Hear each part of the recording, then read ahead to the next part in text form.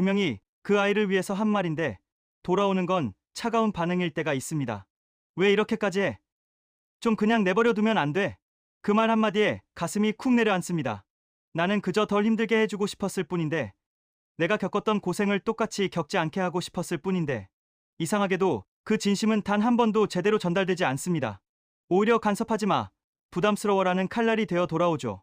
그 순간 머릿속에 스치는 생각이 있습니다. 내가 뭘 그렇게 잘못한 걸까? 나는 좋은 부모가 아닌 걸까? 괜찮습니다. 지금 이 영상을 보고 계신 당신은 이미 충분히 애쓴 사람입니다. 그리고 지금 느끼는 그 서운함은 너무나 정상적인 반응입니다.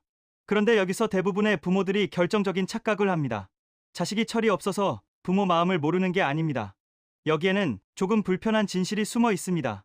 자식은요, 애초에 부모의 마음을 이해할 수 없는 구조로 발달합니다. 성격이 아니라 뇌의 문제, 즉 경험의 구조가 다르기 때문입니다. 1. 왜 자식은 부모를 이해 못하는가? 부모는 이미 잃어본 사람입니다. 시간도, 기회도, 사람도 잃어봤기에 더 붙잡으려고 합니다.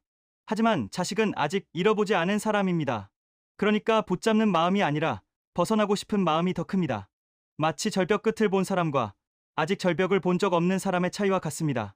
부모는 떨어질까봐 손을 꽉 잡는데 자식은 왜 잡냐며 짜증을 냅니다.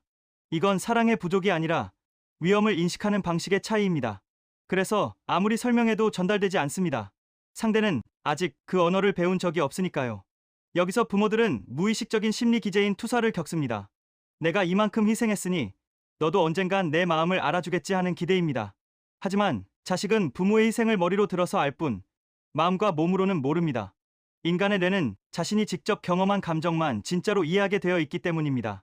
부모처럼 무거운 책임을 져본 적 없는 자식에게 부모의 마음은 그저 잔소리이자 정보일 뿐입니다. 2. 설명할수록 멀어지는 이유. 마음이 답답하니 부모는 더 설명하고 더 설득하려 합니다. 하지만 안타깝게도 이건 정반대의 결과를 만듭니다. 자식의 뇌에서는 그 순간 통제받고 있다는 위험 신호가 켜지기 때문입니다. 특히 청소년기와 초기 성인기의 뇌는 자율성을 지키는 데 굉장히 민감합니다. 조금만 간섭처럼 느껴져도 뇌의 편도체가 과열되면서 방어벽을 세웁니다. 이때부터 자식은 부모 말의 내용이 아니라 통제받는 느낌에 반응하며 밀어내게 됩니다. 부모는 또 상처를 받죠. 이렇게까지 말해주는데 왜 못 알아들을까? 틀렸습니다. 못 알아듣는 게 아니라 받아들일 수 없는 상태인 겁니다. 부모는 말이 많아지고 자식은 벽을 세웁니다. 결국 대화가 줄어들고 겉으론 조용해지지만 속에서는 점점 멀어집니다. 이 상태가 오래되면 부모는 이해받지 못하는 피해자가 되고 자식은 늘 부족한 죄인이 됩니다. 이건 단순한 갈등이 아니라 서로의 인생을 갉아먹는 문제입니다. 3. 관계를 바꾸는 3가지 현실적 기술. 그렇다면 어떻게 해야 할까요?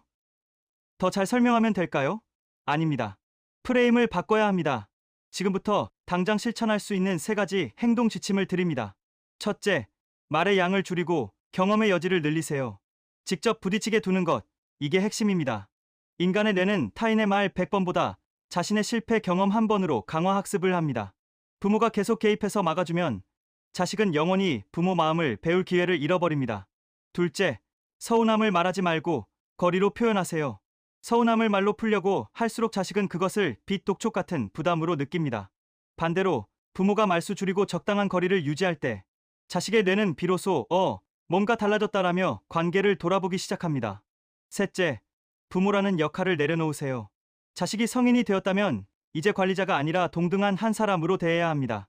부모라는 정체성에 과몰입할수록 관계는 숨 막힙니다. 아이러니하게도 통제를 내려놓는 순간 자식은 자발적으로 부모에게 다가옵니다. 4. 위로와 당부. 물론 이 과정에서 거리가 더 멀어질까봐 불안하고 죄책감이 들 수 있습니다. 하지만 그 불안은 상황이 잘못된 게 아니라 익숙했던 나쁜 패턴에서 벗어나는 과정에서 생기는 재설계의 통증일 뿐입니다. 목표를 자식을 바꾸는 것에 두지 마세요.